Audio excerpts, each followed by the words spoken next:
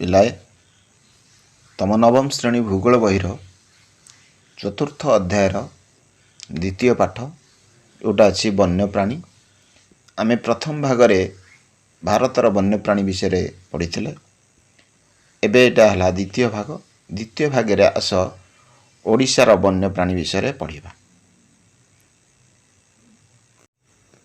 ଓଡ଼ିଶାର ଘଞ୍ଚ ଜଙ୍ଗଲରେ ହାତୀ, ବାଘ, ଚିତାବାଘ, ତେନ୍ଦୁଆ, ଠେକୁଆ, ନୀଳଗାଈ,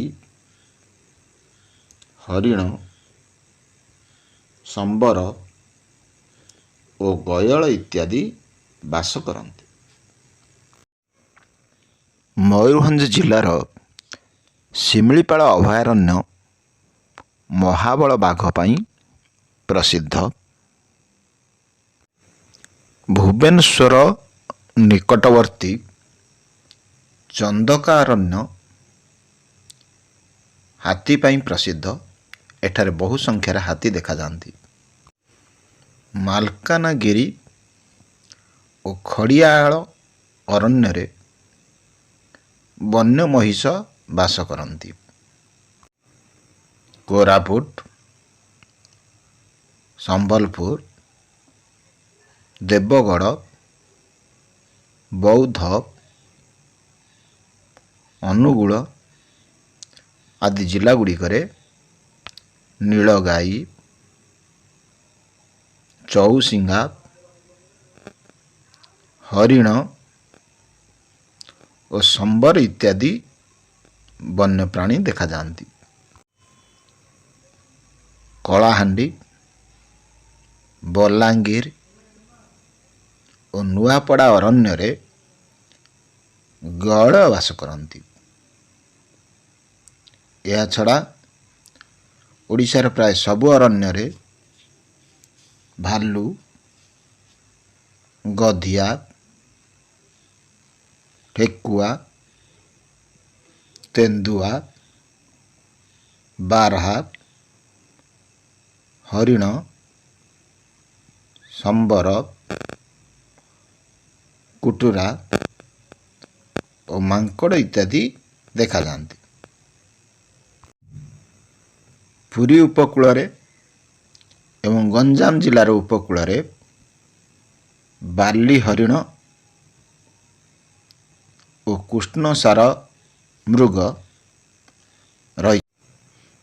ଏହାଛଡ଼ା ଓଡ଼ିଶାରେ ଅନେକ ପ୍ରକାରର ସରୀସୃପ ବାସ କରନ୍ତି। ସେମାନଙ୍କ ମଧ୍ୟରେ ଅହିରାଜ, ନାଗ,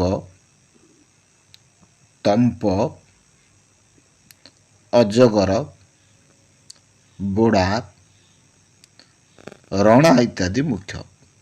ଏହାଛଡ଼ା ବଜ୍ରକାପ୍ତା, ଗୋଧି, ଏଣ୍ଡୁଅ, କୁମ୍ଭୀର, ମଗର ପ୍ରଭୃତି ମଧ୍ୟ ଦେଖାଯାଆନ୍ତି।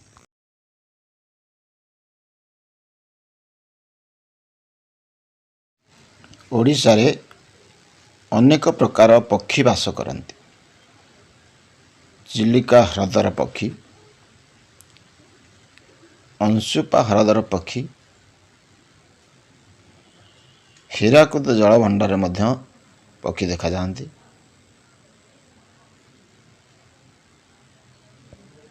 ସୁନାବେଡ଼ା ଅଭୟାରଣ୍ୟ,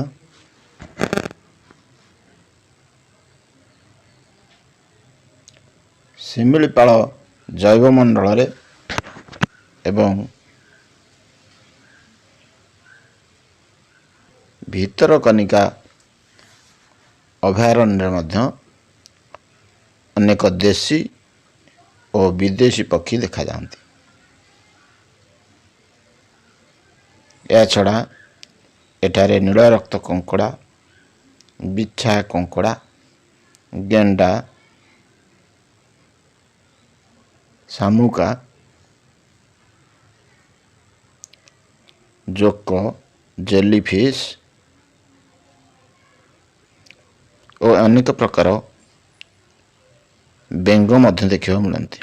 ଏହାଛଡ଼ା ଓଡ଼ିଶାର ନୀଳରକ୍ତ କଙ୍କଡ଼ା ପୃଥିବୀ ପ୍ରସିଦ୍ଧ।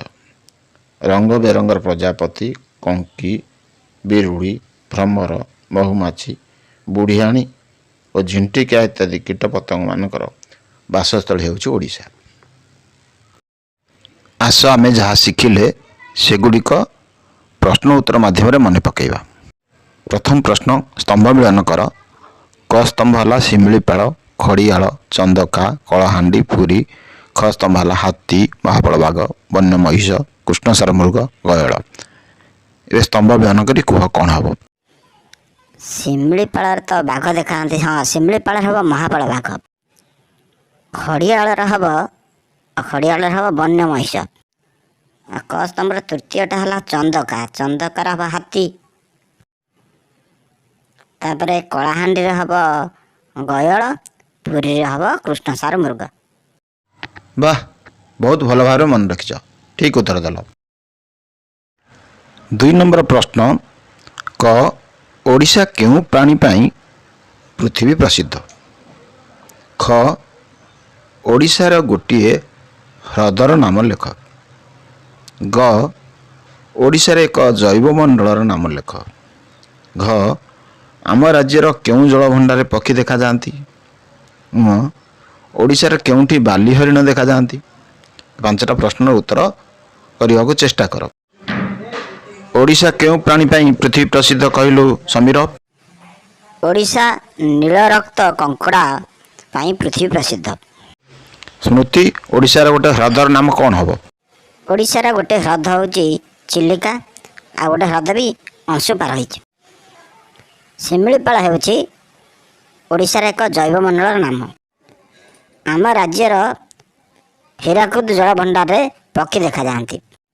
ଓଡ଼ିଶାର ପୁରୀ ଓ ଗଞ୍ଜାମ ଉପକୂଳରେ ବାଲି ହରିଣ ଦେଖାଯାଆନ୍ତି। ଧନ୍ୟବାଦ। ଭିଡ଼ିଓଟିକୁ ଭଲ ଭାବରେ ଦେଖିଛ, ତେଣୁ ସବୁ ପ୍ରଶ୍ନର ଉତ୍ତର ଦେଇପାରିଲ।